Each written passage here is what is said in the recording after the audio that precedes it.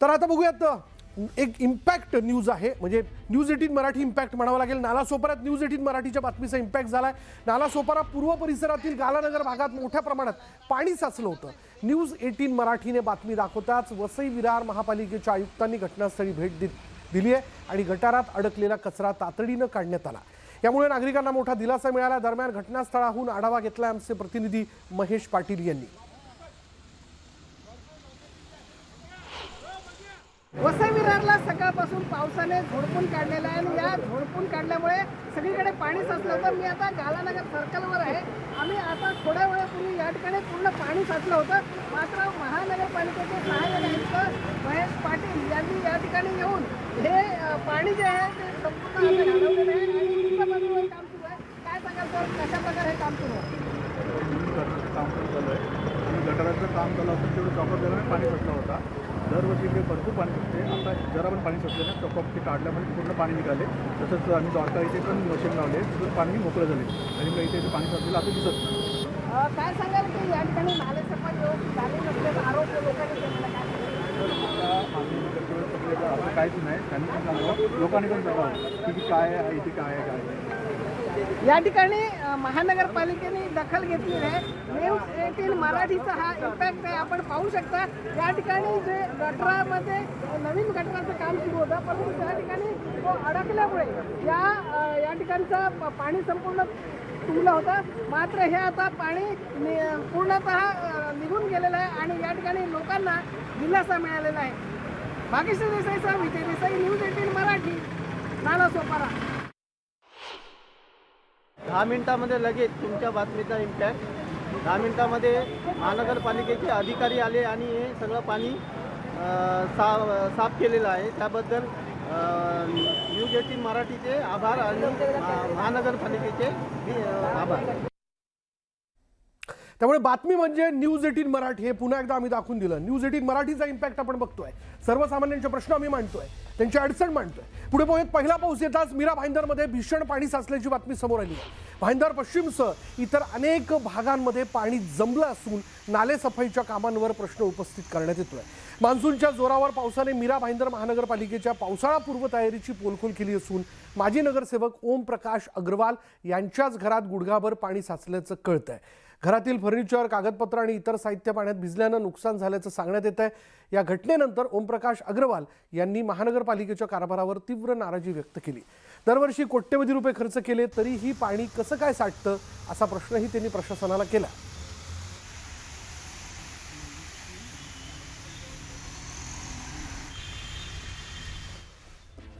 आणि आता बघूया छत्रपती संभाजीनगर शहरात आणि परिसरात गेल्या अनेक दिवसांच्या मोठ्या प्रतीक्षेनंतर अखेर पावसानं दमदार हजेरी लावली। सकाळपासूनच शहराच्या विविध भागात पावसाच्या सरी कोसळण्यास सुरुवात झाली आहे, तर पावसामुळे शेतकरी सुखावला। तर नंदुरबारमध्ये सलग तिसऱ्या दिवशी पावसानं हजेरी लावली। सकाळपासून जिल्हाभरात ढगाळ वातावरणासह पावसाची रिमझिम सुरू आहे। दुसरीकडे नंदुरबार इथली दृश्य देखील आपण बघतोय। एकीकडचं दृश्य ते छत्रपती संभाजीनगरचं आणि नंदुरबारमध्ये देखील आपण पावसाला सुरुवात झाल्याचं बघतोय। काही ठिकाणी पेरणीला सुरुवात झालेली आहे। अर्थात या पावसाची सगळ्यांना प्रतीक्षा होती, पण आता IMDच्या वतीने देखील हा अंदाज जो आहे तो व्यक्त करण्यात आलेला आहे की आता हा पाऊस आणखीन जोर धरणार आहे। पण हा पाऊस जोर धरत असताना अर्थात त्यातली आवर्तनं लक्षात घेऊन शेतकऱ्यांनी आपल्या पेरणीची तयारी करावी अशा सूचना देखील देण्यात आलेल्या आहेत। त्यामुळे पेरणीची घाई नको हा देखील एक मुद्दा असला तरी पावसाचा जोर वाढणं महत्त्वाचं आहे आणि हा जोर आता हळूहळू वाढत चालला आहे।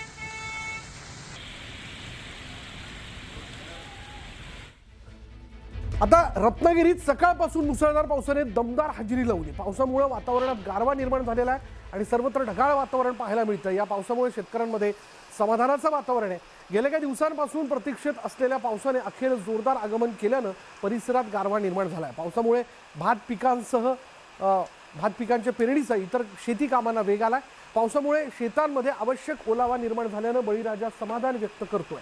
पेरणीसाठी अनुकूल वातावरण तयार झाल्यानं शेतकरी मोठ्या उत्साहाने शेतीच्या कामात व्यस्त असल्याचं चित्र जिल्हाभर पाहायला मिळतंय।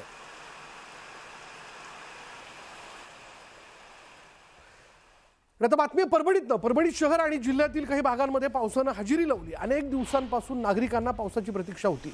या पावसामुळे नागरिकांना दिलासा मिळालाय, तर दुसरीकडे पेरण्यांना देखील वेग आलाय।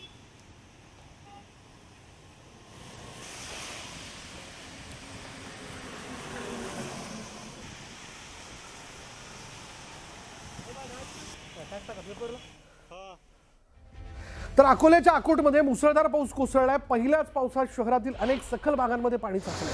अकोट नगर परिषदेच्या नाले सफाई मोहिमेची पोलखोल झाली आहे. ठिकठिकाणी नाले तुंबल्यानं नागरिकांना मोठा त्रास सहन करावा लागतोय. आणि अकोट शहरातील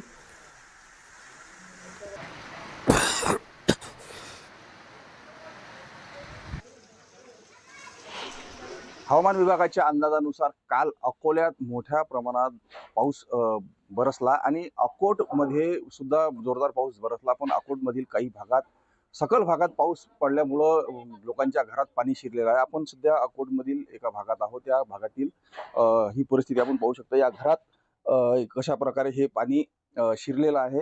पूर्ण या घरातील साहित्य अस्ताव्यस्त झालेलं आहे. घरात पूर्ण पाणी शिरल्यामुळं वृद्ध, लहान मुलं आणि अनेकांना त्रास सहन करावा लागला. नाले सफाई व्यवस्थित न झाल्यामुळं या ठिकाणी अशा प्रकारे हे पाणी शिरलेलं आहे.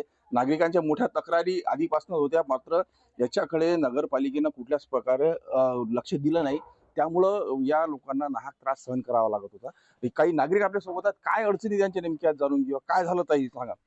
सर रात्री भरपूर पाऊस आला. 7:30 वाजतापासून 10 वाजते लोक आमच्या घरात पूर्ण पाणी होतं. आमचा स्वयंपाक सुद्धा झाला नाही. आम्ही कोणी जेवलो सुद्धा नाही.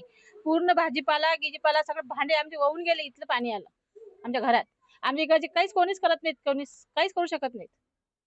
काय झालं, काही नगरपालिकेत काही तक्रारी वगैरे केल्या? केले आम्ही रात्री मेंबर साहेबाला आम्ही सर्वांशी बोललो. ते म्हणे आम्ही सकाळी येऊ म्हणे, जेसीबी आणू म्हणे, जे काय ते तुमची न्यूज आहे म्हणे ते पूर्ण करू म्हणजे जे तुम्ही म्हणता ते पूर्ण करू म्हणे. आता काय मी ते कोण येते कोण नाही काय करतात काय नाही.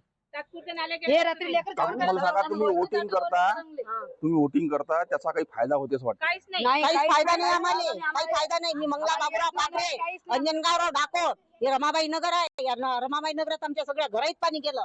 माझ्या घरात तर मला जेवायची सोय नव्हती ना, काहीच नाही. स्वयंपाक केला मी तर वरते माझ्या भाकरी तरंगल्या, वरते भाकरी तरंगल्या की माझ्या घरात बसायली सोय नाही ना, काहीच नाही. ते करतो करतात आणि काहीच करत नाही. काहीच करत नाहीत ना. करतो म्हणतात पण काहीच करत नाही. तुम्ही याच्याबद्दल तक्रारी केल्या होत्या का? हो, लय वेळा केला.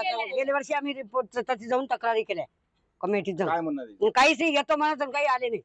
येतात फक्त म्हणतात, म्हणतात येतो ज्यावेळेस म्हणतात. येतात ते. काय तुम्ही काय नेमक्या तक्रारी केल्या होत्या? तक्रारी साहेब आम्ही नालीच्या बद्दलच केलेल्या आहेत की बुवा या नालीचं पाणी जात नाही.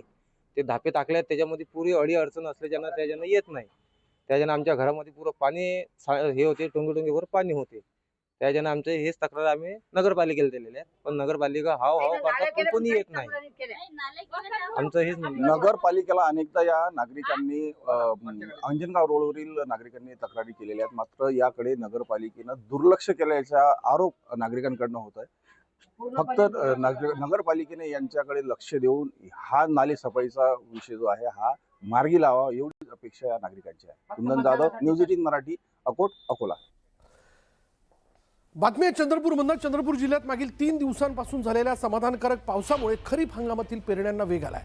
पावसाच्या प्रतीक्षेत असलेले शेतकरी आता शेतात उतरला असून सोयाबीन आणि कापूस पिकांच्या पेरणीला सुरुवात झाली आहे.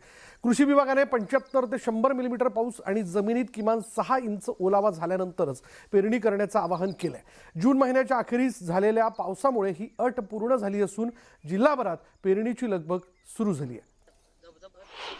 मागील 3 दिवसापासून हा चांगला पाऊस झाला आहे, त्याच्यामुळे शेतकऱ्याच्या पेरणीला वेग आला आहे. महत्त्वाचं म्हणजे जूनच्या अखेरपर्यंत आता पाऊस आलेला नव्हता. जून संपत आला, त्याच्यामुळे पाऊस जे चांगल्या प्रमाणात झाला नव्हता, त्यामुळे शेतकरी कुठेतरी थांबले होते. शेतकरी हे पावसाची प्रतीक्षा करत होते, परंतु मान्सून पोहोचला. 3 दिवस एक चांगला पाऊस झाला, शेतची जमीन आहे ती ओली झाली, त्याच्यामुळे जे आहे ते पेरणीला वेग आलेला आहे. कापूस आणि सोयाबीनची पेरणी जी सध्या सुरू झालेली आहे. चंद्रपूर जिल्ह्यात प्रामुख्याने सोयाबीन, कापूस आणि धान हे प्रमुख पीक घेतलं जातं. धानाला वेळ आहे, कारण की जे चिखल धानाला लागतो तो झालेला नाही आहे. चंद्रपूर जिल्हा हा जवळपास 1200 मिलीमीटर वार्षिक सरासरीचा पावसाचा जिल्हा आहे. परंतु यावेळी जे आहे तो मान्सूनला विलंब झाला, त्यामुळे शेतकऱ्यांच्या कामं जे आहे ती थांबली होती. शेतकऱ्याने शेतीची मशागत करून ठेवली होती आणि आता सध्या पेरणीला सुरुवात झालेली आहे. पाऊस चांगला पुढे झाला पाहिजे, त्याच्यामुळे त्यानंतर ही जी पेरणी झाली आहे ते उगवण आणि उगवले आणि हा पीक येईल, वर येईल. नाही तर पाऊस पुन्हा जर आला नाही तर शेतकऱ्याचं मोठं नुकसान होऊ शकतं. हैदर शेख, न्यूज 18 मराठी, चंद्रपूर. आणि